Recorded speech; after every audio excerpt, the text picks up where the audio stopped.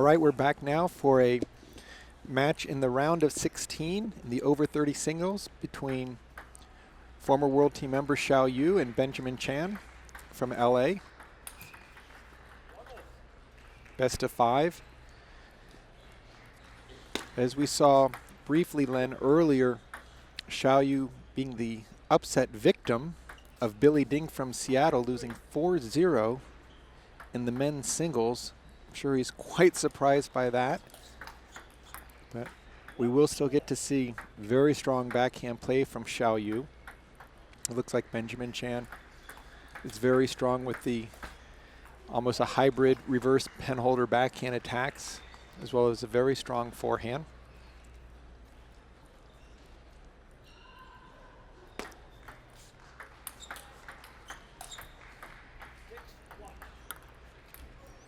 It's interesting, Len, when Shao was serving, we'll get a chance to see it a little bit more in this match. He was called against Billy Ding for tossing the ball backwards on his forehand serve. See if the umpires are as strict in this match. Oh, beautiful serve by Ben going down the line. Actually see Shao stepping around that backhand corner. Ben picked it up, changed direction, went down the line for the winner. Beautiful backhand. Shao is so strong off the bounce with his backhand play, but also off of deep pushes on the backhand side. There's that backhand. And I noticed a controlled flip, not trying to kill the ball and then going right in the net and missing. Exactly. Ben popped the serve up a little bit. It looked like Shao gave him a little bit of a head fake or a soft, just a placement flip, and then came strong with the backhand. Mm-hmm.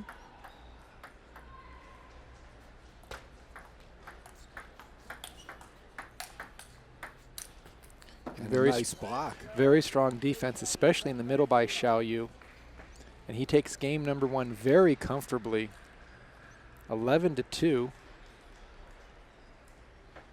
I'm sure he's quite disappointed by exiting out of the men's singles so early, but give a lot of credit to Billy Ding. Really put up a great offensive effort and just kept coming at Shao both on the backhand and forehand side. Well, there's been a few possible upsets that we've seen, and who knows how many more. You know, in 11-point games, it's like there's so many upsets compared to the way it used to be. Yeah, definitely, and getting that first game under your belt can put additional pressure.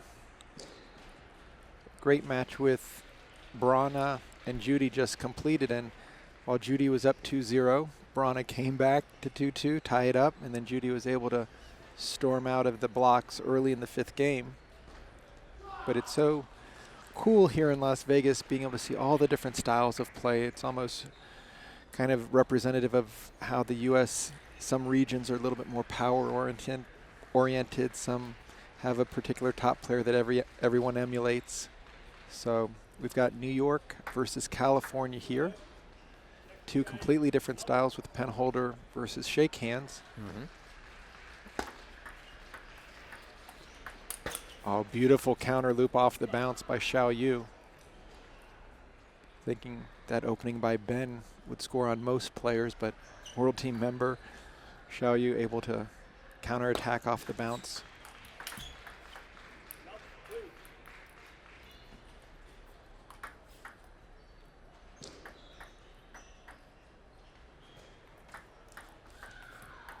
The reverse penhold is not even that old, really. I mean, what is it, 15 to 20 years old maximum? I really think the one player, Wang Hao from China, just took it to the next level. Of course, Ma Lin and Liu Guliang, the current coach of the Chinese Olympic team, they both used it, but not to the same extent where Wang Hao, who's able to, there's a beautiful backhand forehand combination by Shao. You can hear the crack when Shao hits his backhand. But as I was saying, Wang Hao probably has as strong of a backhand loop as any shake hands player. Net serve. Again, Shao really not having too much difficulty getting the lead in this game. I think he's trying to make sure that a repeat of what happened earlier doesn't happen. Yeah, quite a bit of an upset with that Billy Ding match. However, I want to say the first 3 games might have been decided by less than 2 points, but they're all 11-9 or 12-10. And in the last game, Billy Ding really stepped it up even more.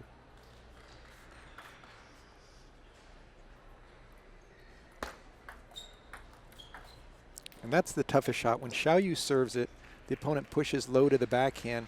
Shao always keeps his opening with the backhand very low, and it's a pips ball, so you're never sure how much spin's on it. It's so easy to block it in the net or off the end. And then if you do pop it up a little bit, here comes a backhand crack that's completely dead, and it's deep. So Shao in the driver's seat clearly at 9-1 in game 2. Missed his loop that time. Yeah, game plan if you're going to face Shao is start on the forehand and end on the forehand, because you just don't need to see that nice backhand kill to the middle. Wow. And so it has less spin. It's even, in some respects, harder to block. Absolutely. Yeah. It's quicker, and he places it. His forehand technique sometimes isn't as conventional, sometimes looping off of his back foot, but his backhand is just picture perfect, hits through the ball. So it's not a bad idea for up-and-coming players to think, even if they're not going to loop with their backhand and they want to hit or counter drive, to think about exploring the use of short pips. I really think it's a good idea, and just the variation. The one downside is if you get pushed off the table and you're in a counter looping rally, the pips are really something that you can't do too much with. You don't want to throw chops in, because then the other person's going to continue to loop. But it's tough to counter top spin off the table with the pips. It's just not a shot that I've seen anyone effectively do. So it forces you to say, stay close to the table. You have a player like Todd Suarez, who is a member of our Olympic team. He went to pips later on in his career, but that forced him to stay close to the table and really develop a good over-the-table game. So it works all styles. There's not one way to win. There's multiple ways, and clearly the Chinese have shown from shake hands to pen holder to pips that everything can win, whether it's a grip difference or a sponge difference or a top sheet. And that's the other thing. Just because it says pips doesn't mean it's all the same. There's so many variations of pips. My gosh. Some of my students, that's most of, they ask, well, they're playing with pips. And I say, what kind of pips? Well, what do you mean there's more kinds than one? I mean, you got to look at how much sponge there is. Is it short, medium, long? Exactly. And that's where the experience comes in with the higher level plays. They've probably played against the multiple types. Net serve.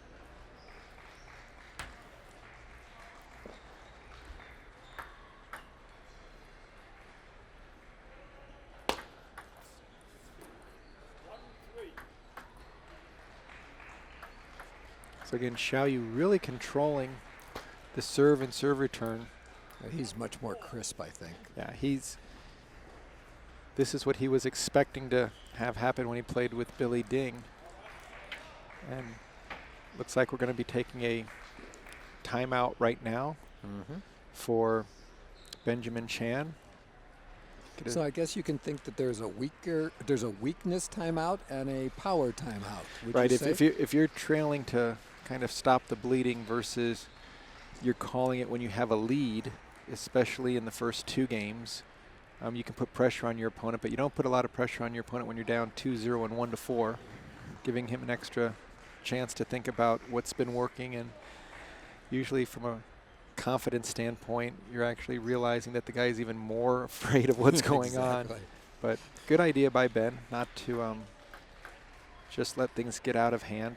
Not to give up without a fight, at least get that last minute. Yeah, there's a lot to be said for realizing that you still want to keep fighting and you need an extra second to kind of figure out or gather your thoughts. And maybe your coach will tell you something that really will work. Right, and I mean, I always look at who wins the point out of the timeout break to see who actually put into play what new technique or tactic.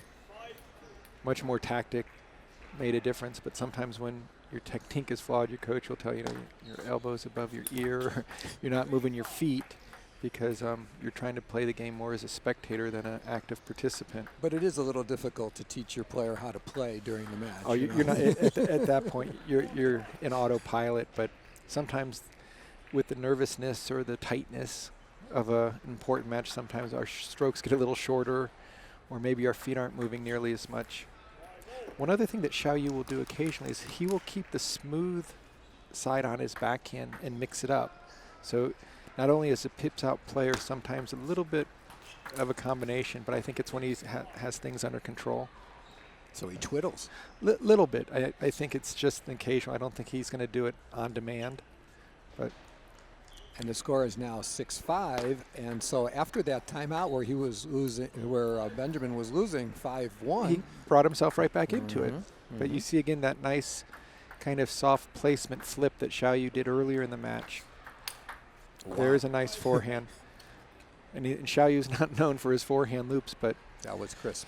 Benjamin's serve going a little bit not only too long, but just a little on the high side. Shao able to really control it. Now he's upped his lead again. Yep. 9-5 in game number 3.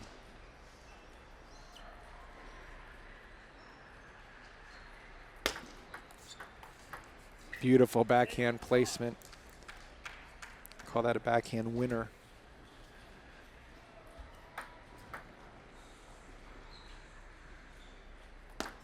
Match point.